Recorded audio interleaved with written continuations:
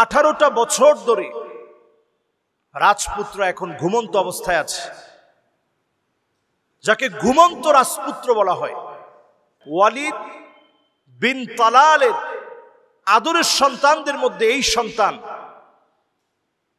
যে 18টা বছর ধরে ঘুমিয়ে আছে। 2 বারের জন্য সে একবার তার বোনকে দেখে তার আঙ্গুলটা নাড়িয়েছিল।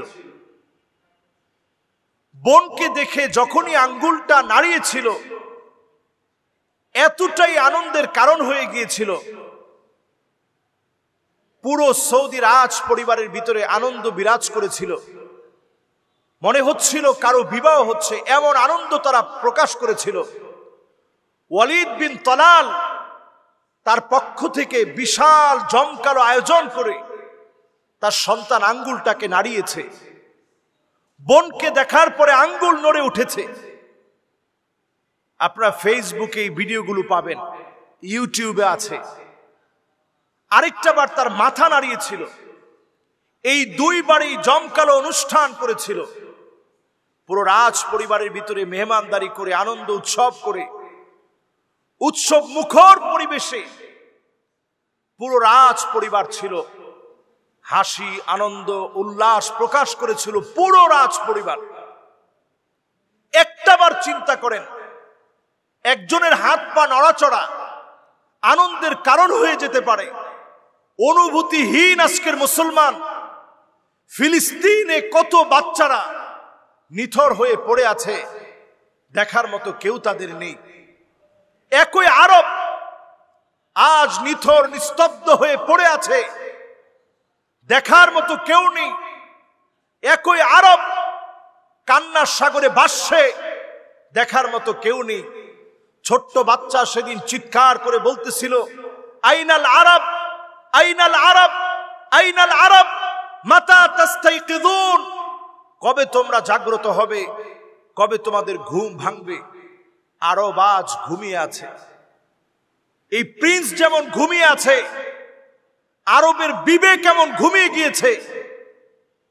যেই ওয়ালিদ বিন তালালের কথা বলছি, বিলিয়ন বিলিয়ন মার্কিন ডলারের মালিক, তার সম্পদের পরিমাণ কত? 2006 একরকম প্রকাশ করা হয়েছে, 2008 একরকম প্রকাশ করা হয়েছে। 10 জন সেরা ধনীর ভিতরে তিনি একজন। দুবাইয়ের প্রিন্সের চাইতে তার টাকা অনেক অনেক অনেক বেশি। অন্যান্য প্রিন্সের চাইতে তার টাকা এত বেশি হওয়ার কারণ, সে সব সময় ইনভেস্ট করেছে।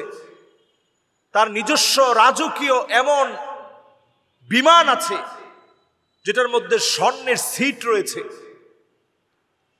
এবং একেবারে রাজকীয় মুডে সেটা তৈরি করা হয়েছে। সমুদ্রে সফরের জন্য নিজস্ব ভ্রমণতরী সে ব্যবহার করে। তার নিজের টয়লেটটা পর্যন্ত স্বর্ণ দিয়ে সে বাধাই করেছে। জীবনে বিলাসিতার কোনো অভাব নেই। তার প্রত্যেকটা গাড়ির ভিতরে আপনি তাকালেই দেখবেন সেগুলো ডায়মন্ড খচিত। তার সন্তানটা অসুস্থ হলো কি করে? সে যখন রেসিং করতেছিল, অনেক সময় দেখা যায় আরবের লোকেরা দ্রুত চলতে গিয়ে কাউকে ধাক্কা মেরে ফেলে দিয়েছে। এই রেসিং করতে গিয়ে হঠাৎ করে অ্যাক্সিডেন্টের মুখোমুখি হয়ে যায়। সেই থেকে গাড়ির মধ্যে আগুন ধরে যায়। সবাই মনে করেছিল ওইখানেই সে মারা গিয়েছে, কিন্তু 18টা বছর হয়ে গেছে, এখনো তার নিঃশ্বাস চলতেছে, শ্বাস প্রশ্বাস চলতেছে, কিন্তু একবারের জন্য সে চোখ খুলে নাই। তার জন্য নিযুক্ত করা আছে বিশ্বের বড় বড় 3 জন ডক্টরকে নিযুক্ত করে রাখা হয়েছে, একটা বারের জন্য সে চোখটা খুলে কিনা। ওয়ালিদ বিন তালাল তার সন্তান খালিদ বিন ওয়ালিদ বিন তালালের জন্য সব দিয়ে রেখেছে, কিন্তু এই স্লিপিং রাজপুত্র শুধু ঘুমিয়ে আছে। 2 বারের জন্য নড়াচড়া করেছে, আর আজ পর্যন্ত নড়াচড়া করে নাই। সবাই প্রত্যাশায় দিন গুনতেছে যে হয়তো তিনি নড়াচড়া করে উঠবে। শ্বাস প্রশ্বাস ঠিক আছে, নিঃশ্বাস আছে, কিন্তু নিথর হয়ে নিস্তব্ধ হয়ে মানুষটা পড়ে আছে। আল্লাহ তাআলা বুঝিয়ে দিলেন, তোমার হাতে হাজার হাজার কোটি টাকা, বিলিয়ন বিলিয়ন মার্কিন ডলার থাকবে, নিথর সন্তানকে তুমি জীবিত করে আবার সুস্থ মানুষ বানায়া সুস্থ মানুষের মতো চলবে, কথা বলবে, এমন অবস্থা তৈরি নাও হতে পারে। আজকের পৃথিবী বিস্ময় ভরে তাকিয়ে আছে, কত নিউজ হচ্ছে তাকে নিয়ে। আজকের এই সময়ে যদি একটাবার চিন্তা করেন, যেই টাকা এই প্রিন্সের পিছনে খরচ করা হচ্ছে, ওয়ালিদ বিন তালাল ফিলিস্তিনের দুর্বিষহ আত্ম মানবতার সেবায় মাজলুমদের পাশে যদি দাঁড়াতো, যেখানে মাজলুমরা ঘাস খাচ্ছে, খাবার খাওয়ার মতো কোনো অবস্থা নাই, সেই মাজলুমদের পাশে যদি দাঁড়াতো, হয়তোবা হতে পারে ওই মাজলুমদের দোয়ার কারণে রাজকীয় এই পরিবারের আনন্দ হাসি মুখে প্রত্যেকের মুখে মুখে ফিরে আসতো।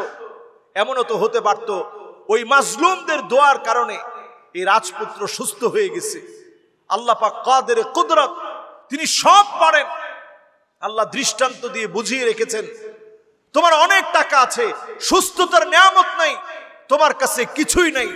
নি'মাতানে মাকবুনুন ফীহিমা কাসীরুম মিনান নাস, দুইটা নিয়ামতের ব্যাপারে শুকরিয়া আদায় করেন।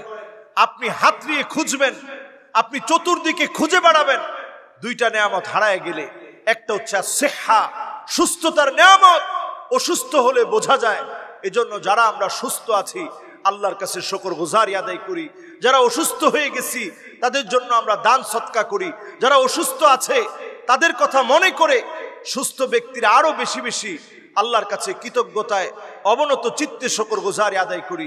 আল্লাহ আমাদের প্রত্যেককে আজকের এই আলোচনা থেকে বোঝার তৌফিক দান করুক, নিয়ামতের শুকরিয়া আদায় করার তৌফিক দান করুক।